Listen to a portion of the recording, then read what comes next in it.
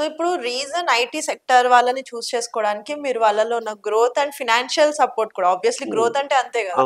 కానీ మరి లక్షల్లో సంపాదిస్తున్నా కానీ ఎక్కడ ఐటీ సెక్టర్ లో ఉన్న మనుషులు ఎందుకు ఏదో ఒక హెల్ప్లెస్ స్టేజ్ లో ఎప్పుడు ఒక నర్వస్ స్టేజ్ లో డిప్రెస్ స్టేజ్ లో ఎందుకు ఉంటారు? స్ట్రెస్డ్ ఉంటారు చాలా మంది ఎప్పుడు అడిగినా కానీ. నేను 15-16 ఇయర్స్ ఐటీలో వర్క్ చేశానండి. ఓకే. ఎవరు ఉంటారంటే అలా ఏ ఫీల్డ్ లో అయినా సరే ఒక ఐటీకి దీనికి సంబంధం లేదండి. అంటే నాకు అనిపిస్తుంది అంటే నేను ఒక సాఫ్ట్వేర్ ఎంప్లాయీగా సాఫ్ట్వేర్ తో చాలా ఎలైన్ అయి ఉన్న పర్సన్ గా నేను అనుకుంటాను. మీడియా కానీ మూవీస్ కానీ ఐటీని కొంచెం ఎక్కువ ఎక్స్ప్లాయిట్ చేసినాయి. కానీ వాస్తవం చెప్తే ఫస్ట్ ఆఫ్ ఆల్ అక్కడ ఉండే పే స్కేల్ కానీ అక్కడ ఉండే ఫెసిలిటీస్ కానీ స్ట్రెస్ అనేది స్కిల్కి సంబంధించిందండి.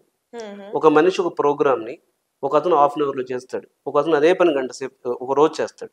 ఇక్కడ ఏమవుద్దంటే ఇతను స్కిల్ లేకుండా ఐటీ జాబ్కి వెళ్ళినప్పుడు లేదా ఐటీ జాబ్కి వెళ్ళి స్కిల్ ఇంప్రూవ్ చేసుకోవడంలో ఫెయిల్ అయిన వాళ్ళు స్కిల్ అంటే అది కమ్యూనికేషన్ కావచ్చు, మేనేజ్మెంట్ కావచ్చు, టెక్నికల్ ఏదైనా కావచ్చు, లేని వాళ్ళు స్ట్రెస్ ఫీల్ అవుతున్నారు. కానీ స్కిల్ ఉండి ఐటీ జాబ్లో ఉండే ఐటీ అనే కదండి ఏ ఫీల్డ్లో ఉన్నా సరే అసలు ఐటీలో మీరు చెప్పింది నిజమైతే ఎంతమందితో ట్రై చేస్తారండి.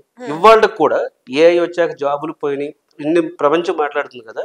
ఇప్పుడు బీటెక్ కంప్యూటర్ సైన్స్ అనేది ఇండియా వైడ్ హాట్ స్కిల్. 1400 యూనివర్సిటీలు ఉన్నాయి బీటెక్కి. 1400 యూనివర్సిటీల్లో కూడా టాప్ స్కిల్ ఇది.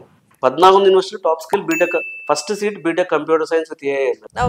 మరి అందరూ చూస్తారు కదండి పేరెంట్స్ అంతా ఏమని, ఏఐ వచ్చేసింది, మీరు చెప్పినట్టు సాఫ్ట్వేర్ స్ట్రెస్ ఉంది, ఇదంతా ట్రాష్ అండి.